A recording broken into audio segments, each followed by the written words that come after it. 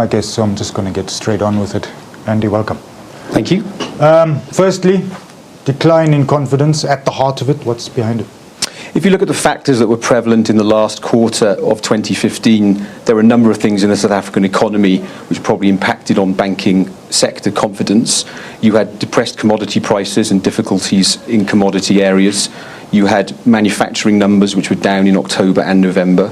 And you also have drought, the worst drought in 20 years. So if you think about the fact that all sectors really impact on the banking sector itself, then there were quite a few reasons why we saw an increased number of impairments and a reduction in confidence during the quarter.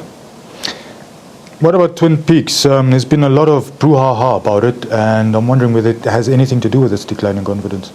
We did see impairment levels increasing throughout last year, and there's certainly been a tightening up on credit. Credentials and criteria by the banks, and in particular on the retail side of things we saw that through last year. Twin Peaks is probably in terms of implementation still a few months away, so there's no reason in principle why it should impinge on banking confidence, but it is another thing for banks to have to think about. So in a tough operating environment where impairment levels are up, credit criteria are being tightened, it's another thing for the banks to think about. But in itself, it should strengthen, a stronger regulatory environment should actually lead to stronger banks. So in itself, I don't think Twin Peaks would have been much of a factor. And what about the, let's call it musical chairs we've seen at the Finance Ministry?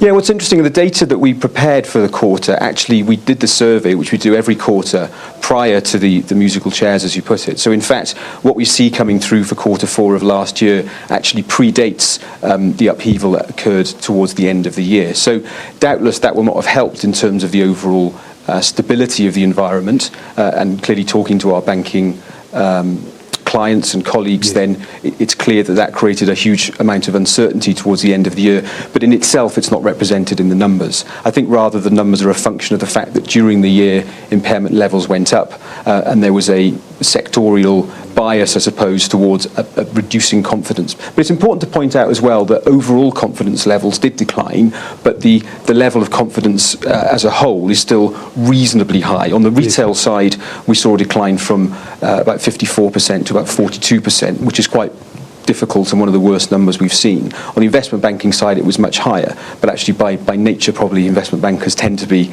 very optimistic. So perhaps that's not surprising to see that difference. Quick 20 seconds for you to tell me the impending sovereign credit downgrade that everyone is speculating about. Yeah, obviously very important for the banks. It would increase their cost of borrowing, and therefore it would impact on their ability to lend.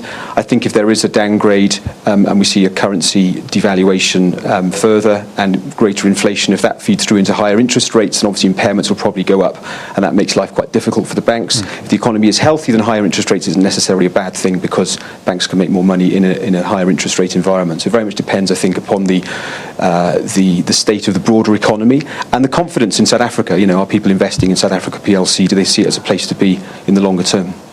Andy, thank you for your time. Thank you. That's Andy Bates from Ernst and Young. Time to go back to studio. Thanks indeed, Gunther. Well, still with banks.